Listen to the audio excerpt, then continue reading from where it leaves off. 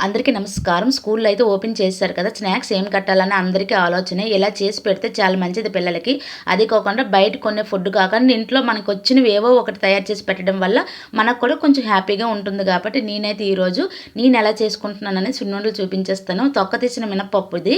తొక్కతో అయినా చేసుకోవచ్చు. కాకపోతే నేను తొక్క తీసిన మినపప్పుని దోరగా వేపుకున్నాను. బాగా వేపుకోవాలండి. వేపుకున్న దాంట్లోనే సున్నుండల టేస్ట్ అనేది ఉంటుంది కాబట్టి బాగా వేపుకొని అవి కొంచెం చల్లగా అయిపోయినాక మిక్సీ జార్‌లోన వేసుకొని మిక్సీ పట్టుకున్నాను. దాంట్లోన ఇవి నేను బెల్లంతో చేసుకుంటున్నాను కాబట్టి బెల్లం పొడి వేసుకున్నాను.